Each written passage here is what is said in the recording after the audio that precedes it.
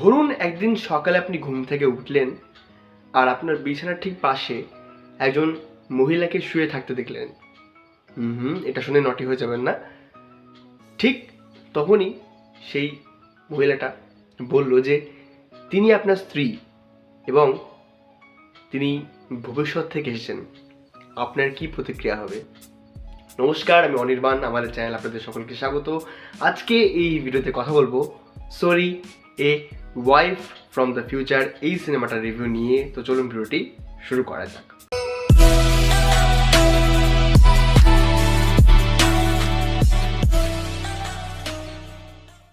তো দেখুন, এতদিন ধরে ইন্দোনেশিয়ার যে হরার ছবিগুলো হয় তার কথা অনেক শুনেছি, যদিও দেখার সৌভাগ্য কখনো হয়নি।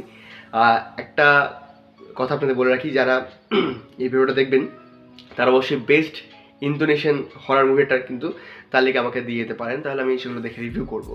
তো যাই হোক, আমি একটু ফরেন ছবি মানে হলিউড তো খুব কমই দেখি, আর হলিউডের বাইরে অন্য কোনো ল্যাঙ্গুয়েজ ছবি এখন পর্যন্ত দেখিনি। হ্যাঁ, ওই ছোটোবেলায় যখন আর কি সেই চাইনিজ সিনেমাগুলো হিন্দিতে ডাবড হতো, হ্যাঁ, আমাদের ওই জ্যাকি চ্যানের সিনেমাগুলো, তখনই একটু দেখা, সেই কুংফু হাসেল বা snake in the eagle shadow, ওগুলো দেখেছিলাম, সেগুলো আলাদা বিষয়। তো আজকে একটা ছবি দেখলাম, ইন্দোনেশিয়ান ছবি, যার নাম হচ্ছে sorry a wife from the future. এই সিনেমাটা হয়তো আমি দেখতাম না, বাট এটা একটা ক্লিপ আমার চ্যানেলে যিনি পার্টনার রয়েছেন আমাকে গতকালই পাঠিয়েছিলেন, এবং সিনেমাটা তিনি দেখেননি বাট পাঠিয়েছিলেন। আমার কী মনে হলো, আমার দেখতে খুব ইচ্ছে হলো, আর আমি সিনেমাটা দেখলাম। মাত্র 2 ঘন্টা ছবি, নেটফ্লিক্সে অ্যাভেলেবেল রয়েছে, তবে মানে হিন্দি নেই। হ্যাঁ, একটু আপনাকে সাবটাইটেল নিয়ে দেখতে হবে, বাট আপনি বুঝতে পারবেন সিনেমাটা, অসুবিধা খুব একটা হবে না। যাদের অভ্যাস হয়েছে তাদের তো কিছুই মনে হবে না।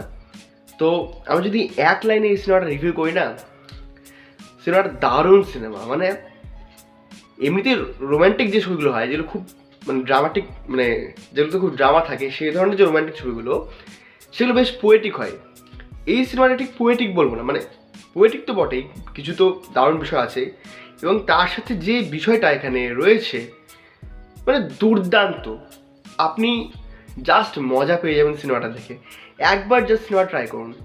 এবং আমি লিখে দিতে পারি যে বলিউড যদি এই সিনেমাটার কথা জানতে পারে তাহলে গ্যারেন্টি রিমেক করবে।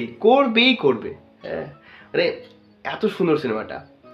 এখানে একজন ছোট্ট করে জাস্ট গল্পটা বলছি, যে এই যে একটা ফটোগ্রাফার রয়েছে, তার নাম হচ্ছে জনাথন। আচ্ছা, একটা ছোট্ট ইন্টারেস্টিং ফ্যাক্ট বলে রাখি, যে এই সিনেমাটা যিনি বানিয়েছেন ইয়ান্ডি লরেন্স তার নাম। তো তারই 2017 সালের এই সেম একটা তৈরি করা সিরিজ ছিল, সেটা মিনি সিরিজ ছিল, একদম সেম নাম, sorry a wife from the future. তো সেটারই আর কি এই ফিচার ফিল্ম অ্যাডাপ্টেশন হচ্ছে এই সিনেমাটা, মানে ওটাকেই এটাতে কনভার্ট করা হয়েছে। বাট এখানে মুখ্য চরিত্রে যে নায়কটি রয়েছেন ডিওয়ান উইওকো, তিনি সিরিজেও কাজ করেছিলেন এবং সিনেমাটাতেও কাজ করেছেন। বাট যে ওয়াইফটা, হ্যাঁ, ওই ওয়াইফটা তাকে রিপ্লেস করেছেন এই ছবির নায়িকা, মানে এই সিনেমাটির নায়িকা। তার নাম শেইলা দ্বারা আয়শা, এরকম একটা নাম। মানে ইন্দোনেশিয়ান ভাষাটাও কঠিন, নামগুলোও কঠিন।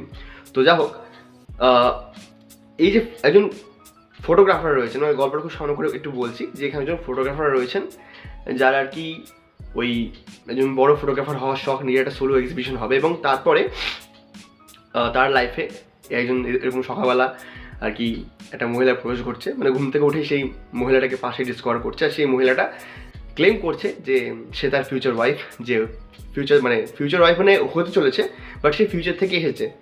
তো এই মেয়েটার লক্ষ্য কী, কেন সে এসেছে, কীভাবে সে এলো, এবং এই মেয়েটা আদৌ মানে তার লক্ষ্য পূরণ করতে পারবে কি না, এই নিয়ে সিনেমাটার গল্প। মাত্র 2 ঘন্টার ছবি, জাস্ট অসাম সিনেমা। এই সিনেমার প্রথম যে ভালো দিক সেটা হচ্ছে মুখ্য 2 চরিত্রের পারফরমেন্স, বিশেষত এই যে অভিনেত্রী রয়েছেন শেইলা, যা হোক তার নাম, জাস্ট ফাটিয়ে কাজ করেছেন। আপনি যখন ওনাকে দেখবেন না, ফার্স্ট থেকে শুরু করে, আপনার মনে হবে যে মানে তিনি বিশাল কিছু সুন্দরী নন, হ্যাঁ, যে তাই তো মিস ইউনিভার্স বা ওরকম টাইপের, বাট তার যে অভিনয়, তার মধ্যে যে জেন্টালনেস রয়েছে বা যে কামনেসটা রয়েছে না, আপনি দেখবেন সে যখন হাসে কিংবা সে যখন কাঁদে কিংবা অভিমান করে, তাকে দেখতে এত সুন্দর লাগে, মানে জাস্ট অসাম। তার কাজ খুবই ভালো, মানে কিছু জায়গায় যে অভিনেতা, হ্যাঁ, ডিয়ন উইকো, তাকে ছাড়িয়ে গেছেন তিনি অনেক জায়গাতেই। তো অসাধারণ পারফরমেন্স এই অভিনেত্রীর।